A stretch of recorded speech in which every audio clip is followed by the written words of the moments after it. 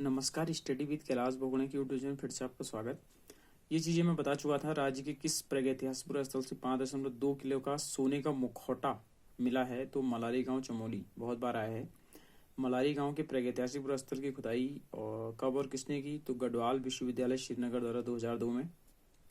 किस स्थल से नीले रंग के किस स्थल से नीले रंग के शैल चित्र मिले हैं? तो हुडली, उत्तरकाशी से। 8 ताम्र मानवकृतियां कहाँ से मिली है? बनकोट क्षेत्र, पिथौरागढ़ से। किस प्रागैतिहासिक स्थल के शैल चित्रों में योग मुद्रा में मानव का चित्रण किया गया? फलसीमा, अल्मोड़ा से। 14 नर्तकों का सुंदर चित्रण किस शैल चित्र में किया? कछाड़ देवी, अल्मोड़ा से। ये सारे प्रश्न मैं बता चुका हूँ, तो थोड़ा बहुत इसके जो परीक्षा वाणी है उसमें दिए गए हैं, तो आप यदि परीक्षा वाणी पढ़ रहे हैं तो जरूर फोकस करें। फिर है उत्तराखंड के आदि इतिहास के प्रमुख स्रोत कौन से हैं? तो पौराणिक ग्रंथ। उत्तराखंड का प्रथम उल्लेख किसमें मिलता है? तो ऋग्वेद। ऋग्वेद में उत्तराखंड क्षेत्र के लिए क्या कहा गया है? तो देवभूमि, मनुष्यों की पूर्ण भूमि। किस ग्रंथ में उत्तराखंड क्षेत्र के लिए उत्तर कुरु शब्द का प्रयोग किया गया? ऐत्रेय ब्राह्मण। स्कंद पुराण में उत्तराखंड क्षेत्र की सर्वाधिक चर्चा के लिए कौन से नाम है? तो मानसखंड और केदारखंड। हरिद्वार माया क्षेत्र से हिमालय तक के विस्तृत क्षेत्र को स्कंद पुराण में क्या कहा गया है? तो केदारखंड या गढ़वाल क्षेत्र। स्कंद पुराण में नंदा देवी पर्वत से कालागिरी तक के क्षेत्र को क्या कहा गया? तो मानसखंड, कुमाऊं क्षेत्र। मानसखंड और केदारखंड के संयुक्त क्षेत्र को क्या उत्तरखंड, ब्रह्मपुर और खसदेश कहा गया है पुराणों में? ठीक है।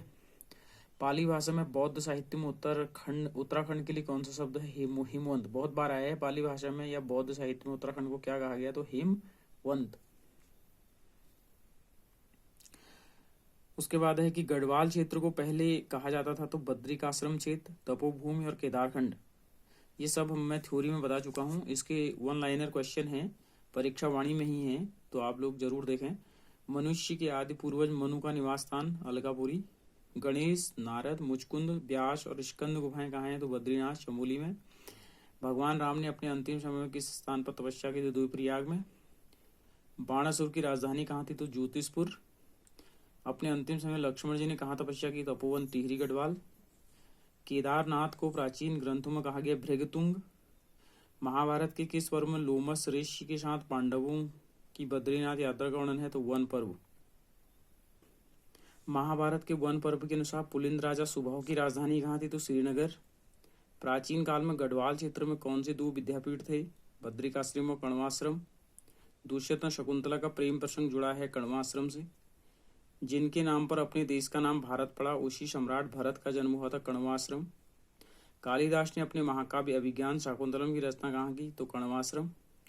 कण्वाश्रम किस नदी के तट पर स्थित है? मालिनी। प्राचीन काल में गढ़वाल क्षेत्र में खस जातियां, जिन्हें आर्य भी कहा जाता है, की प्रधानता थी। बौद्ध धर्म का प्रचार हुआ था इनके समय। गढ़वाल क्षेत्र का वह कौन सा राजा जिसको गढ़वाल का प्रवेश द्वार कहा जाता है? गढ़वाल क्षेत्र का वह कौन सा नगर जिसे गढ़वाल का प्रवेश द्वार कहते हैं? कोटद्वार। बहुत आया है प्रश्न। कुमाऊं को पौराणिक नाम या कुमाऊं का पौराणिक नाम मानसखंड किस में कहा गया बताया है आपको? स्कंद पुराण में कहा गया है, ऋग्वेद का खंड है। पौराणिक काल के बाद के ग्रंथों में कुमाऊं को कुर्मांचल। कुमाऊं क्षेत्र का सर्वाधिक उल्लेख किसमें मिलता है? तो स्कंद पुराण। किस पुराण में कुमाऊं क्षेत्र के लिए किरात, किन्नर, यक्ष, गंधर्व, विद्याधर, नाग जातियों के निवास का उल्लेख है? ब्रह्म और वायु पुराण में। बहुत बार आया है। ये मैं थ्योरी में पढ़ा चुका हूँ सब, और यही परीक्षा वाणी में ये सारे बहुत इंपॉर्टेंट दिए गए हैं। किस ग्रंथ में इस क्षेत्र में ये बता दिया है? अल्मोड़ा के जाखन देवी मंदिर किसके निवास की पुष्टि करता है? यक्षों की। कुमाऊं क्षेत्र में स्थित अनेक नाग मंदिरों से पुष्टि होती है नागों के निवास की।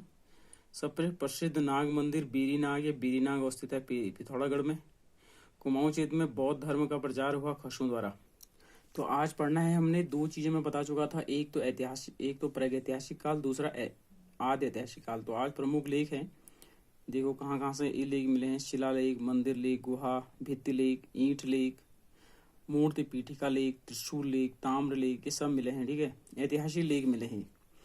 देखो ऐतिहासिक लेख में कालसी, लाखा मंडल, सिरोली मंडल और माणा आदि स्थानों से शिलालेख मिले हैं। अशोक ने एक अभिलेख में अपने राज्य की उत्तरी सीमा पर 257 ईसा पूर्व में कालसी, देहरादून में उत्तर टॉन्स तथा यमुना के संगम पर है। प्रश्न बन सकता है कि जो कालसी है किन 2 नदियों पर है? तो टॉन्स और यमुना के संगम पर है। किसका अभिलेख है? तो अशोक का है।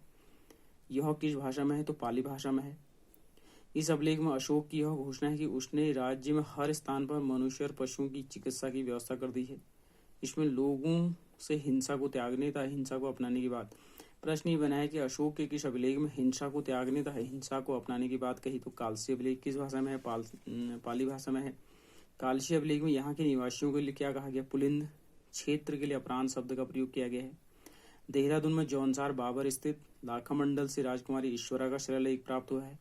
इस शिलालेख के अनुसार यमुना उपत्यका में यादवों का राज्य था। किसमें मिलता है? जौनसार बाबर स्थित में लाखामंडल राजकुमारी ईश्वरा का शिलालेख से मिलता है। गोपेश्वर, कालीमठ, केदारनाथ तथा नाला के लेख मंदिरों की दीवारों पर उत्कीर्ण है। देवप्रयाग तथा कल्पनाथ में गुफाओं के अंदर दीवारों पर लेख मिले हैं। नैनीताल तथा बाड़वाला, देहरादून से ईंटों पर उत्कीर्ण लेख मिले हैं। ठीक है। देवलगढ़ तथा कोलसारी से मूर्ति पीठिका लेख तथा गोपेश्वर तथा बाड़ाहाट से त्रिशूल लेख मिले हैं। गोपेश्वर के रुद्र शिव मंदिर के त्रिशूल लेख में दो राजाओं, जो रुद्र गोपेश्वर में कौन सा? रुद्र शिव मंदिर त्रिशूल लेख में दो राजाओं नागपति नाग और अशोक चल के लेख। 6वीं शताब्दी में नागपति नाग ने इस क्षेत्र को जीता था। 12वीं सदी में पश्चिम नेपाल के राजा अशोक चल ने भी इस क्षेत्र को जीता था। ठीक है, ये प्रश्न बन चुका है बहुत बार। प्रथम और द्वितीय सदी की कुषाणकालीन मुद्राएं मुनि की रेत तथा सुमाड़ी से मिली हैं। प्रश्न ये बना है कि प्रथम और द्वितीय सदी की कुषाणकालीन मुद्राएं कहाँ से मिली हैं? तो मुनि की रेत और सुमाड़ी से मिली है। मोर ध्वज स्तूप से 3री सदी का मुद्रा लेख मिला है। मोर ध्वज स्तूप से किस सदी की मुद्रा लेख मिली है? तो 3री सदी की मिली है। कार्तिकीपुर राजाओं ने ताम्रपत्री लेख पांडुकेश्वर, कंडारा, चंपावत, बैजनाथ आदि स्थानों से मिले हैं। पांडुकेश्वर से 4, कंडारा से 1 तथा चंपावत से 1 ताम्रपत्र मिला है। बहुत इंपॉर्टेंट है। ठीक है, तो आज हम ऐतिहासिक काल के बारे में चर्चा कर लेते हैं। ऐतिहासिक काल में सबसे प्राचीन जो राजवंश रहा है उत्तराखंड में वो रहा है कुड़िंद। ठीक है, विभिन्न स्रोतों से ज्ञात होता है कि कुड़िंद जाति उत्तराखंड का शासन करने वाली प्रथम राजनीतिक शक्ति है। वेरी इंपॉर्टेंट लिख लेना। उत्तराखंड में शासन करने वाली पहली राजनीतिक शक्ति का नाम बताइए? तो कुड़िंद। उत्तराखंड के पहाड़ी क्षेत्रों में लगभग 3री-4वीं शताब्दी तक इनका शासन रहा।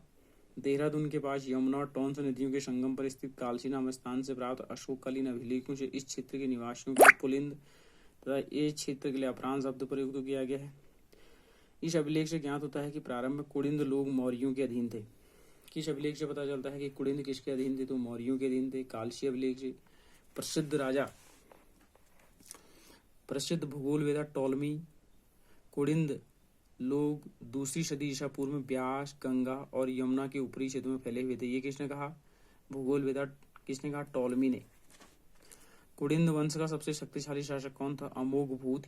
इसकी रजत तथा ताम्र मुद्राएं पश्चिम में ब्यास से लेकर अलकनंदा तक तथा दक्षिण में सुनेत तथा बेहद तक फैली हुई थी। इन मुद्राओं के अग्रभाग पर देवी तथा मृग का अंकन तथा प्राकृत में राज कुड़िंदस अमोघभूतिश शब्द उत्कीर्ण है। प्रथम सदी ईस्वी पूर्व में अमोघभूत की मृत्यु के बाद शक्कों ने इनके मैदानी प्रदेशों पर अधिकार कर लिया था। मतलब कुड़िंदों के बाद कौन आए? तो शक आए। कुड़िंद क्षेत्र में शक संवत का प्रचलन तथा सूर्य मूर्तियां और मंदिरों की उपस्थित शक्कों के अधिकार की पुष्टि करते हैं। अल्मोड़ा के कोशी के बाद कटार मल सूर्य मंदिर विशेष रूप से किसका है? शक्कों से संबंधित है कटार मल का मंदिर। शक्कों के बाद प्रथम सदी ईस्वी के उत्तरार्ध में राज्य के तराई वाले भागों में कुषाणों ने अधिकार कर लिया। ठीक है, कुड़िंद के बाद शक के बाद कुषाण। वीरभद्र, ऋषिकेश, मोरध्वज कोटद्वार के पास, गोपीशाण, काशीपुर में पर्याप्त मात्रा में कुषाणकालीन मुद्राएं बनाई। कुषाणों के पतन के बाद नए राजवंश का उदय हुआ। गोपीशाण, काशीपुर को कहा गया। कालसी और लाखामंडल स्थापित हुए और साथ ही कुड़िंद भी कुछ क्षेत्रों में शासन करते रहे। तो कल हम बात करेंगे कुड़िंदों के बाद किसने शासन किया। तो तब तक के लिए इजाजत दीजिए। नमस्कार।